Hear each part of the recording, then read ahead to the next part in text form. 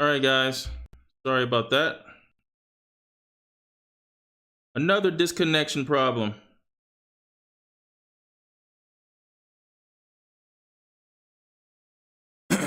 So I'm going to update the score. I know you guys, hopefully you guys were still watching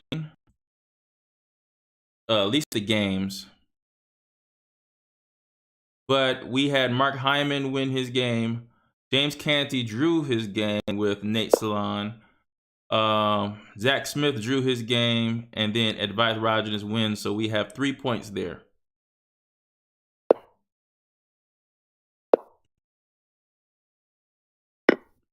For some reason, the internet has been acting weird.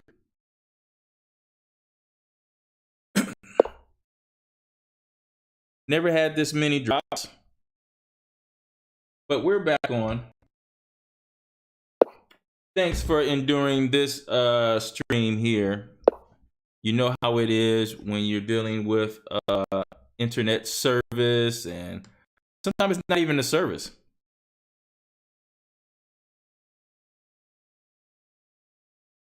Okay, we got 3 wins in that match, in that round. So this is the last round, guys.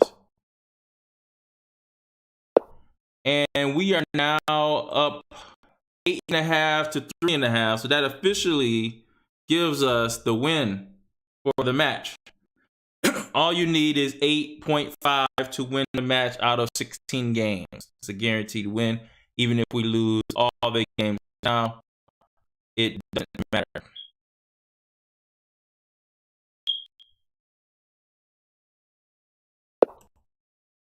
But now we have our best versus their best. Board for board. First board versus first board. Fourth board versus fourth board. So Mark Hyman versus Nate Salon is going to be a really big matchup here.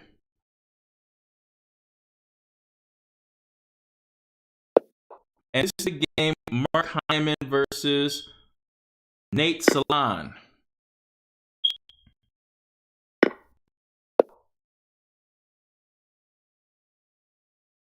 And it looked like that was what was that? English? Let's go back here and see what was here. Oh man, this is, what is it called? The Sokolowski? The Polish. Mark Hyman played the Polish there. Wow. That's a pretty interesting opening to choose during this time. Oh man. So the unique factors of this opening is that there's an open C and a B file here that I'm pretty sure White wants to use. While Black has 2 open center files, E and D is open. And he makes immediate use of it. Queen E7, he's going to bring the other to D8. Makes a lot of sense. I don't know about this choice for Mark Hyman. I already think Black is equalized for sure. Let's go to National Master James Canty. His game against Kelsey Liu.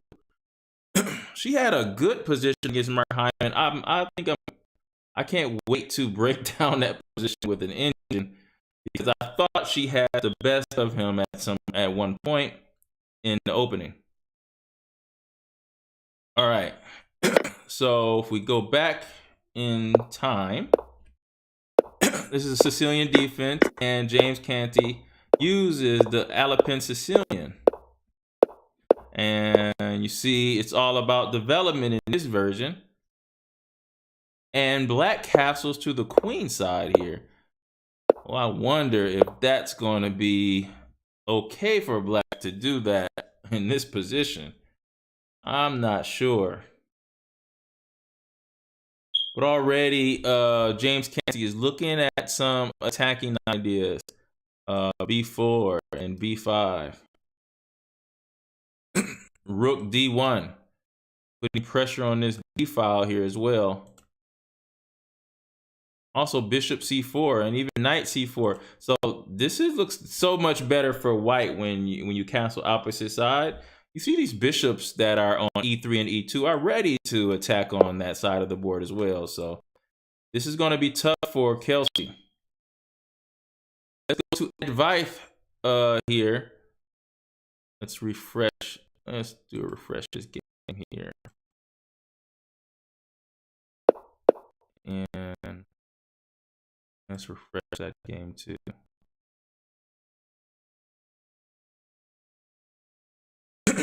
I know Adam, Polish opening. I know he wanted to catch Nate Salon out of book, maybe. But, you know, how Nate handled the Polish opening, he handled it well, immediately occupying 2 open files in the center. I believe Black has a really good position there. It's almost like Nate used to play the Polish opening himself, how quickly he was able to put his pieces on the best squares and understanding the dynamics of the opening. Advice Rajanish, he's playing Santosh Ayapin. You see Advice is here. It's already an end game, guys. And Advice is up 1 pawn with bishop pair. So it was a big mistake.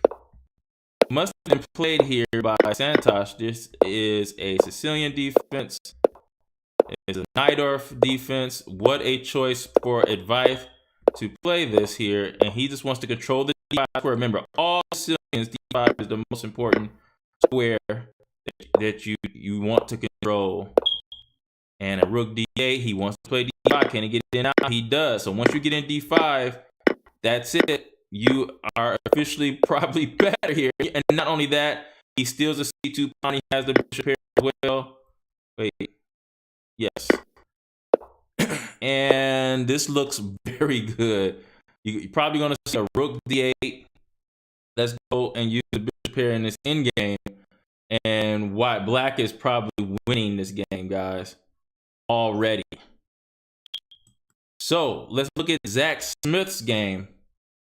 Now we want to score all these points if we can. We have a possibility of getting a sweep. We've only had 1 round where we swept. 4-0 is hard to do, guys. It's very hard to do.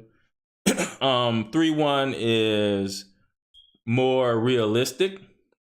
If we take a 3-1 lead, we're gonna have 12. I'm sorry, that'll be 11.5 to 11.5 to 4.5. And that's going to be a big enough victory to separate us from the second place team, I believe. If Jeff, if you're here and you hear me, I don't know how close the second place team is, but I'm pretty sure we need to win as many of these match games as possible, because that seems like common sense would say that's the tiebreaker that they're going to use. Hope Springs Eternal, what's going on here? Okay.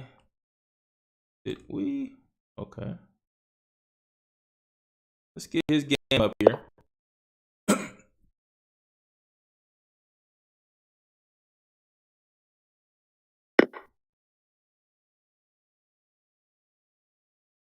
All right, so this is a big rating advantage as well here. And I think if you look at our teams on paper, in this final round, we should win 3-1 because of the big rating discrepancies on each board, except for the top board. We have a little bit of edge on the top board, 2485 to 2430, but I could see them maybe drawing the game. Anything. All right, so Hope Springs Eternal has the black pieces. He's played the French, and he's been playing the French for a long time. I actually believe that me and Zach played a game against each other in a tournament, and he beat me using the French. I think so. So we've had some history, and I remember that game. And I think he beat me because it's the only reason why I remember it. Adam, what's your favorite gambits to play then? If you have played gambits, what is your favorite? Guys, tell me what your favorite gambits to play.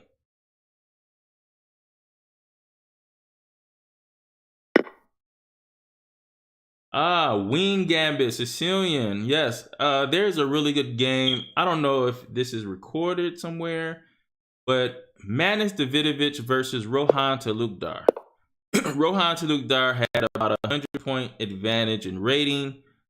Manis Davidovich plays A3, B4. That Sicilian wing gambit there. And he crushes Rohan in almost like 25 moves. So I wonder if that game is somewhere so people can see that game.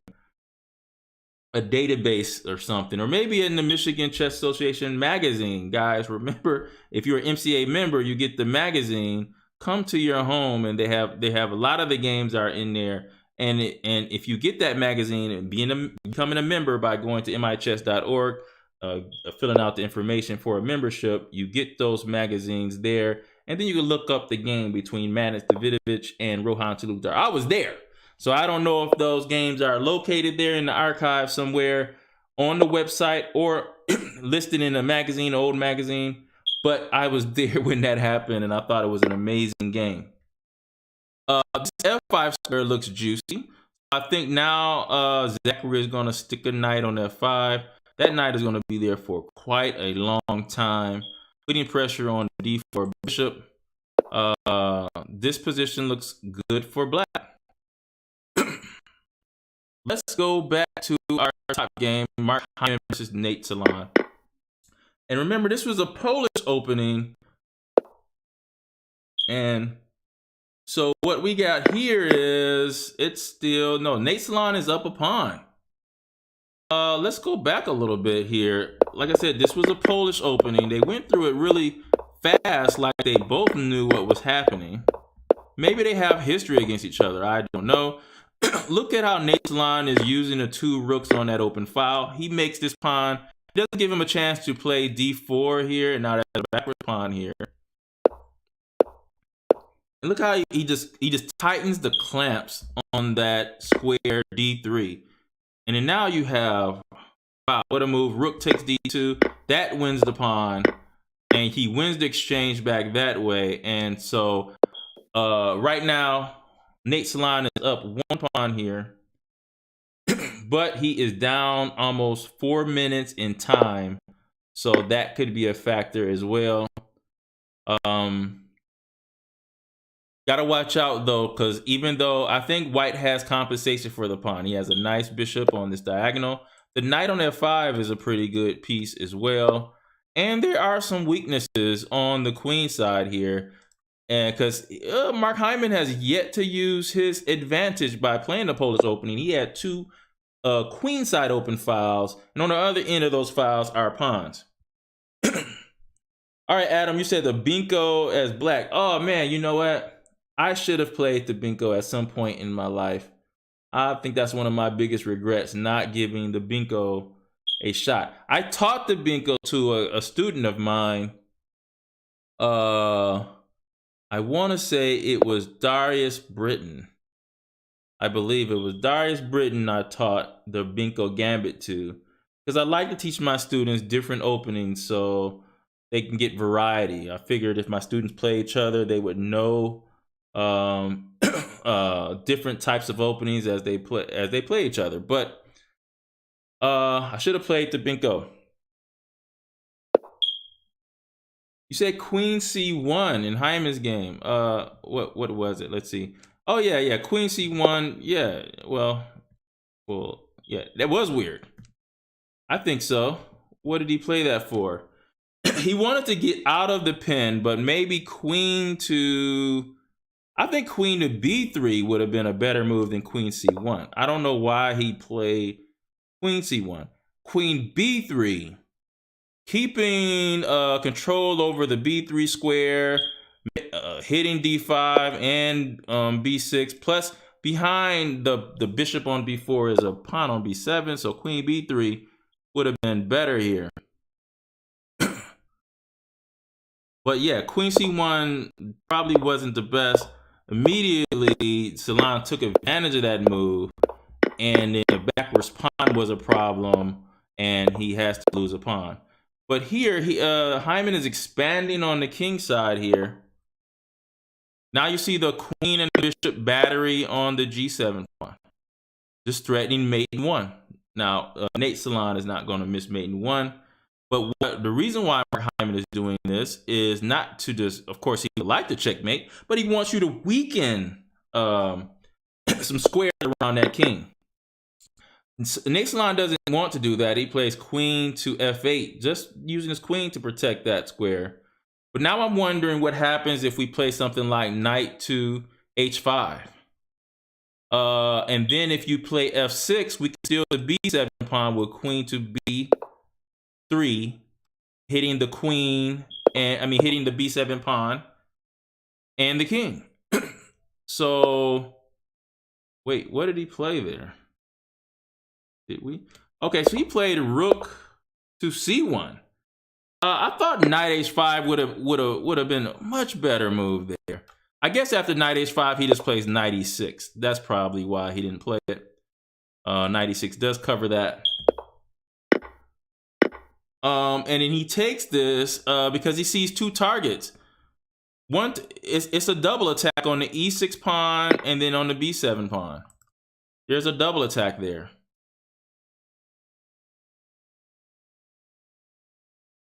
And I think,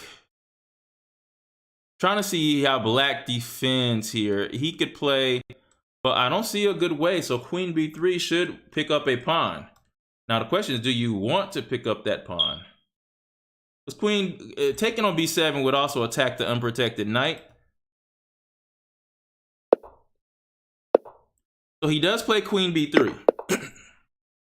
Now this is our top matchup here. Now we can just play queen takes e6, and then I think now we're going to be closer to where I think they should have been is probably a draw between these two strong players. Both are FIDE masters, over 2,400 rated. Now he's wondering if he should even take that. And it's true, because he could actually go queen takes b6 or b4, knight takes b4, rook takes c7, and then you have this rook. Oh, that's even much better. Yes, I believe that is a better idea, to go queen takes b4 and rook takes c7, where you're threatening the boomerang, or probably not, he can go king f8. You're threatening to go rook takes g7 and then take on b7 too. That is much better there. Queen takes b4. Because this e6 pawn is weak. Why take that now? So I think Mark Hyman is actually in a better position here. He takes on e6 instead. I wonder if that was the correct move. I really do. I wonder if that was correct.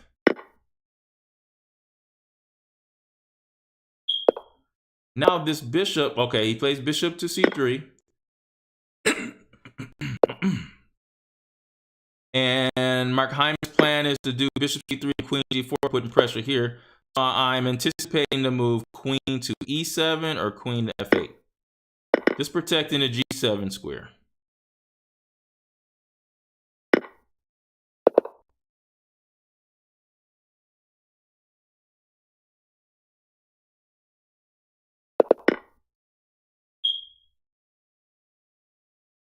I would say queen e7 probably.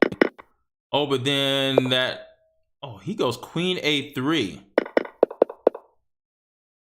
So that takes a lot of guts to bring your queen here, knowing that there is some problems on this diagonal. And this move here, rook c2, was a quick move by Mark Hyman. That was a very fast move. You're allowing rook check, king here, and then what? Rook. I guess queen has to go all the way back, so maybe you don't get that